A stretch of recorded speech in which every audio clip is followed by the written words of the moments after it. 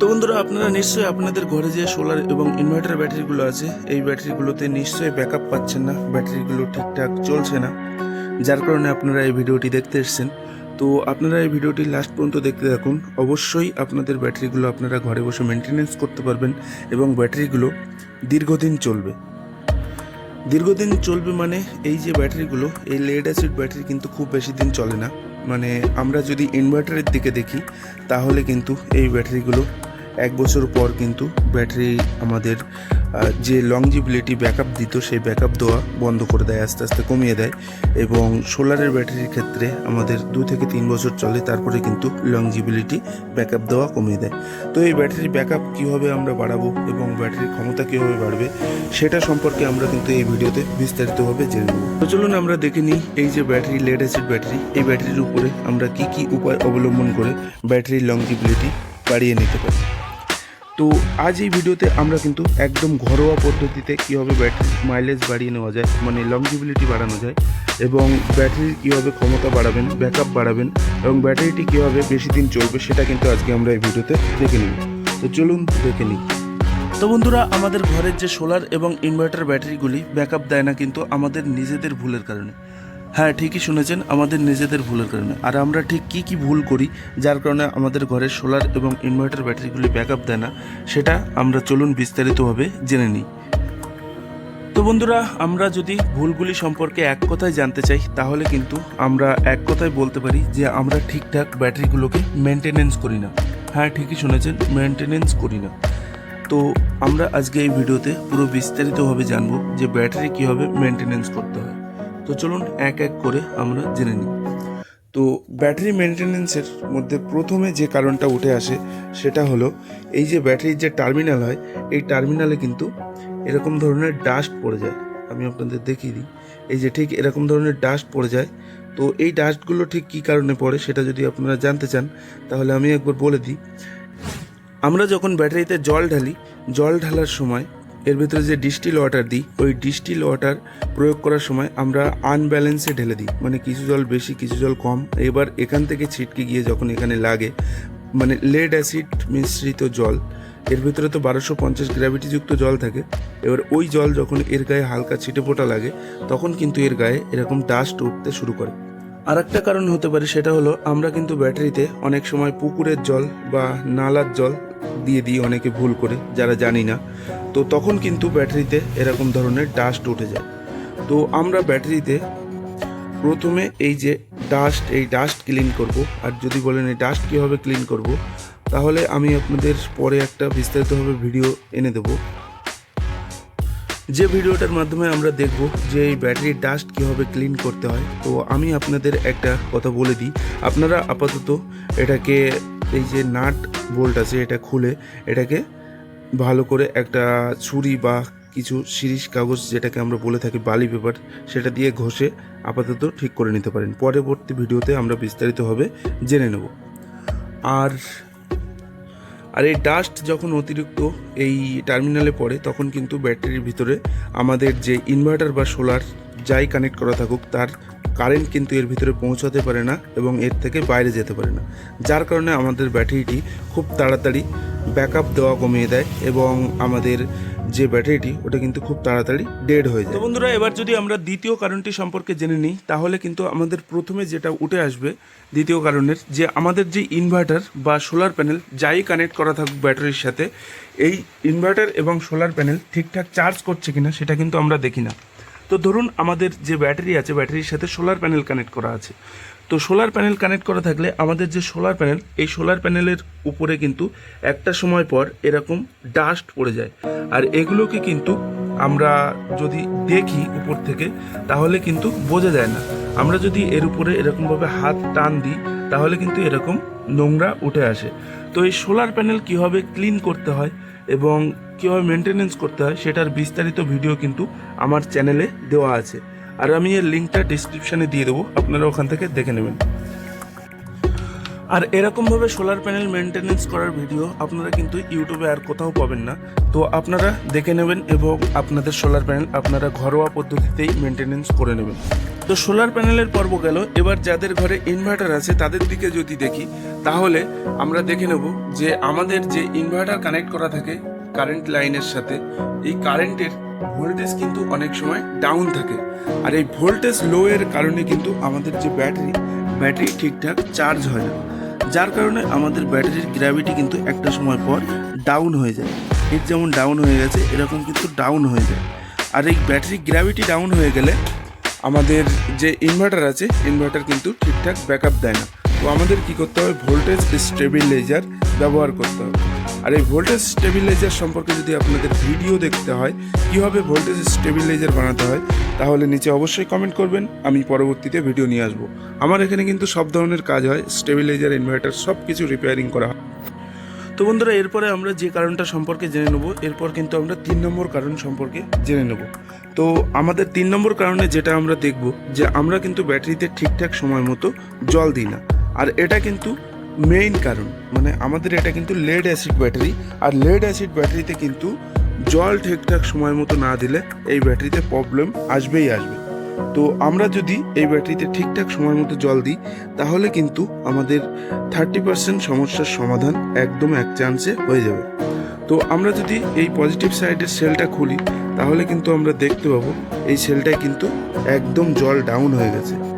তো বন্ধুরা, আমরা এবার ঠিক যে কারণটা সম্পর্কে জানবো, আর ঠিক এই কারণের জন্যই কিন্তু আমাদের ব্যাটারিতে 80% প্রবলেম চলে আসে। তো চলুন এবার এই প্রবলেমটা সম্পর্কে জেনে নিই। তো এই কারণটা সম্পর্কে আমাদের জানতে হলে প্রথমেই দেখতে হবে যে এই যে ব্যাটারির জল, এই ব্যাটারির জলই কিন্তু ব্যাটারির জীবন, ঠিক আছে? আমাদের যেমন জলই জীবন, ঠিক তেমনই এই লেড অ্যাসিড ব্যাটারির জীবন কিন্তু এর জল। আমরা যদি এই ব্যাটারিতে ঠিকঠাক সময় মতো জল না দিই, তাহলে কিন্তু ব্যাটারি একদম নষ্ট হয়ে যাওয়ার পথে চলে যায়। মানে কি হয়, আমরা কিন্তু ব্যাটারি কিনে এনে আর ভুলে যাই যে ব্যাটারিতে জল দিতে হয়, ঠিক আছে? যে কারণে কিন্তু আমাদের ব্যাটারি নষ্ট হওয়ার দিকে চলে যায়। তো এই দেখুন, এই যে পজিটিভ সেলটা, এই পজিটিভ সেলের জল কিন্তু একদম নিচে চলে গেছে এর জল। আবার আমি অনেক ব্যাটারিতে দেখেছি যে জল থাকেই না পজিটিভ সাইডে, মানে একদম শুকিয়ে যায়। তো এই যে পজিটিভ সাইডের সেলটা, এই পজিটিভ সাইডের সেল কিন্তু একদম শুকিয়ে গেছে। আর এই সেল কিন্তু শুকানোর একমাত্র কারণ হলো এটা যেহেতু আমাদের মেন টার্মিনাল, এখান থেকেই কিন্তু আমাদের ইনভার্টার বলুন, সোলার বলুন, কারেন্টটা এখান থেকেই ঢোকে এবং এই সেলটাতেই প্রথমে যায়, তারপর কিন্তু এক এক করে এই দিকে যায়। মানে আমরা জানি কারেন্ট কিন্তু পজিটিভ থেকে আস্তে আস্তে নেগেটিভের দিকে যায়, আবার নেগেটিভ থেকে বার হয়ে পজিটিভের দিকে যায়। তো এখানে কিন্তু আমাদের যে পজিটিভ সেল একদম শুকিয়ে গেছে। তো এই যে সেলটা শুকিয়ে গেছে, এটা কিন্তু আস্তে আস্তে, মানে যখন আমরা ইনভার্টার বা সোলারে চার্জ করব, এই সেলটা কিন্তু হিট হবে, হয়ে এর যে সাপারেটর আছে, সাপারেটর লিক হয়ে সেলটা একদম ড্যামেজ হয়ে যাবে। এই কারণেই কিন্তু আমাদের ব্যাটারি খারাপ হয়ে যায়। তো আমরা কি করব, ঠিকঠাক সময় মতো ব্যাটারি অন্তত 1 মাস অন্তর ব্যাটারিতে জল, কোন সেলে কমে গেছে সেই সব সেলে জল দেবো। তো এরপরে আমরা জেনে নেব যে আমরা যারা ব্যাটারিতে জল দিই তারা কিন্তু ঠিকঠাক জল দিই না। আর ঠিকঠাক জল দিই না সেটা যদি আপনারা দেখতে চান, এই দেখুন, এই যে সেলটা, এটা কিন্তু একদম কানায় কানায় জল দেওয়া আছে। আর এই যে সেলটা, এই যে সাইডের সেলটা, এটা কিন্তু মোটামুটি ঠিকঠাক জল দেওয়া আছে, মানে বেশি কম জল এতে দেওয়া আছে। আর এই বেশি কম জল দিলে কিন্তু আমাদের ব্যাটারিতে প্রবলেম চলে আসে। তো ঠিক কী কারণে প্রবলেম চলে আসে সেটা যদি আপনারা জানতে চান, তাহলে আমি আপনাদের বলে দিই। তো আপনাদের মনে অনেকের ধারণা আছে যে ব্যাটারির সেলে বেশি জল দিলে বেশি চার্জ হবে, আর কম জল দিলে কম চার্জ হবে, যার কারণে আপনারা কিন্তু বেশি করে জল দিবেন। তো আপনারা মোটেও বেশি করে জল দেবেন না, পরিমাণ মতো, এই যে ব্যাটারি কানায় কানায় জল দেওয়া আছে ঠিক এমনই জল দেবেন। তো এই যে সেলটা, এই সেলটায় অতিরিক্ত পরিমাণে জল দেওয়া আছে, এবং আমরা যদি এই সাইডের সেলটা দেখি, এটাই কিন্তু একদম কম জল দেওয়া আছে। তো এই যে বেশি কম জল আমরা দিই, এই কারণে কিন্তু আমাদের ব্যাটারিতে প্রবলেম চলে আসে। তো আমরা ব্যাটারিতে জলটা দেবো একই লেভেলে। তো এই যে সেলটা দেখছেন আপনারা, এই সেলটায় কিন্তু ঠিকঠাক জল দেওয়া আছে, মানে এই যে নিচের প্লাস্টিকটা আছে, এই প্লাস্টিকের গায়ে গায়ে যদি আমরা জল রাখি, তাহলে কিন্তু ব্যাটারির জল ঠিকই আছে। আর যদি প্লাস্টিক দেখে না বুঝতে পারেন, তাহলে কিন্তু এই যে উপর থেকে আপনারা 2 কর নিচে, আঙুলের 2 কর নিচে অবধি জল রাখবেন, তাহলে কিন্তু ব্যাটারির জল দেওয়া ঠিক আছে। আর এই যে ব্যাটারিতে বেশি জল দিলে কি হয় সেটা যদি আপনারা জানতে চান তাহলে আমি আপনাদের একটু বলে দিই। এই যে সেলটা, এটাতে অনেক বেশি জল দেওয়া আছে, আর এই বেশি জল দেওয়ার কারণেই কিন্তু এই সেলটা আমাদের চার্জ হওয়া কম হয়ে যাবে। কেননা এই যে সেলটা, এটাতে কিন্তু 1220 যুক্ত গ্র্যাভিটি ওয়াটার দেওয়া থাকে, আর এতে আমরা নর্মাল জল প্রয়োগ করি। পরবর্তীতে যখন বাষ্প হয়ে ওই জলটা বাইরে বের হয়ে যায়, পরে কিন্তু আমরা নর্মাল জল ডিস্টিল ওয়াটার এতে প্রয়োগ করি। তো আমরা যখন ডিস্টিল ওয়াটার এটাতে প্রয়োগ করি তখন কিন্তু এর 1220 গ্র্যাভিটিটা চলে আসে 1150-এ। ঠিক আছে, এই যে নর্মাল সেলগুলো, এগুলো কিন্তু 1220 থেকে দেখা যাচ্ছে 1180-টাশি এরকম থাকে, আর যেগুলো অতিরিক্ত জল দিয়ে দিই সেগুলো 1120, 1150, কোনোটা 1100-ই নেমে আসে। তো এই যে গ্র্যাভিটি নেমে যায়, এরপরে আমরা যখন চার্জ করি তখন কিন্তু এই যেগুলোই আছে 1220 কি 1200, 1180, যেমনই যে সেলে যেমনই থাকুক, না চেক করলে তো বোঝা যায় না কে কেমন জল দিচ্ছে। তো এই যে সেলগুলো মোটামুটি ঠিক গ্র্যাভিটি আছে, এই সেলগুলো কিন্তু যখন চার্জ করি তখন কিন্তু এগুলো 1250 গ্র্যাভিটি উঠে যায়। আর এই যে সেলগুলো, এগুলো কিন্তু 1180 কিংবা কোনোটায় 1150, কোনোটা 1200, এরকম ডিসব্যালেন্স হয়ে যায় মোটামুটি। এই যে সেলগুলো, এই এক একটা সেল কিন্তু ডিসব্যালেন্স হয়ে যায়, আর ডিসব্যালেন্স হয়ে গেলে এর চার্জ কিন্তু চার্জিং ক্ষমতা আস্তে আস্তে কমে আসে, তখন কিন্তু ব্যাটারি ব্যাকআপ দেওয়া একদম কমিয়ে দেবে। তো এটা গেল এর প্রবলেমটা। আর এর থেকে আমরা যদি সলিউশন পেতে চাই তাহলে তখন কিন্তু আমাদের এই ব্যাটারির যে জল আছে এটা কিন্তু আমরা এরকম হাফ লেভেল অবধি বাইরে কমিয়ে ফেলে দেবো, দিয়ে এটাতে আমরা 1250 যুক্ত গ্র্যাভিটি ওয়াটার দেব, দিয়ে আমরা পুনরায় এটাকে চার্জ করব। কোনো আমাদের যদি সোলার প্যানেল থাকে তাহলে আমরা কন্ট্রোলার ছাড়া ডাইরেক্ট চার্জ করব, এবং ইনভার্টার থাকলে কাট আউট ছাড়া চার্জ করব, বিনা কাট আউটে আমরা চার্জ করব, তাহলে কিন্তু আমাদের ব্যাটারিটা একদম ঠিক হয়ে যাবে। আর এটা সম্পর্কে যদি আপনারা জানতে চান যে কীভাবে কী করে চার্জ করলে আমাদের ব্যাটারির গ্র্যাভিটি একদম হাই হয়ে যাবে, এর বিস্তারিত ভিডিওর লিঙ্ক আমরা ডেসক্রিপশানে দিয়ে দেবো, ওখান থেকে আপনারা দেখে নেবেন। পুরো বিস্তারিতভাবে দেওয়া আছে, এভাবে কিন্তু আপনারা ইউটিউবে কোথাও পাবেন না। তো যদি দরকার হয় দেখে নেবেন। তো বন্ধুরা, আমরা কিন্তু এবার পুরো একদম লাস্ট কারণ, সর্বশেষ কারণ সম্পর্কে জেনে নেব যে আমাদের ব্যাটারি ঠিক কী কারণে একদম নষ্ট হয়ে যায়। তো এইটার সম্পর্কে যদি আমরা জানতে চাই তাহলে আমরা দেখে নেব যে আমাদের ব্যাটারির বয়স কত এবং আমরা ব্যাটারির উপরে ঠিক কী ধরনের লোড চালাই। তো আমাদের ব্যাটারির বয়স যদি অতিরিক্ত পরিমাণে বেশি হয়ে যায়, যেমন 7 বছর 10 বছর হয়ে যায়, আর আমরা যদি এটাতে ইনভার্টার এবং কোনো হেভি ধরনের লোড চালাই তাহলে কিন্তু আমাদের ব্যাটারি ঠিকঠাক মাইলেজ দেবে না, তখন কিন্তু আমাদের ব্যাটারিটি পরিবর্তন করে আবার নতুন ব্যাটারি নিতে হবে।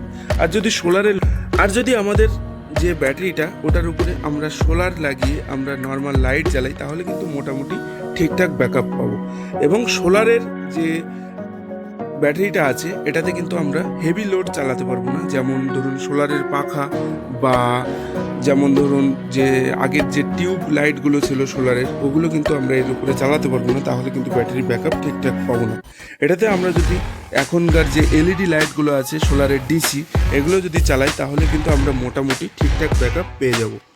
তো বন্ধুরা, একদম সর্বশেষ এবং লাস্ট ট্রিক সম্পর্কে আমি যদি আপনাদের বলতে চাই, তো আমি একটা ট্রিক্স দিতে পারি যে আপনাদের যে সোলার ব্যাটারিগুলো আছে এগুলো কিন্তু আপনারা নর্মাল লাইট চালাতে পারেন এর উপরে একটা ট্রিক্স অবলম্বন করে।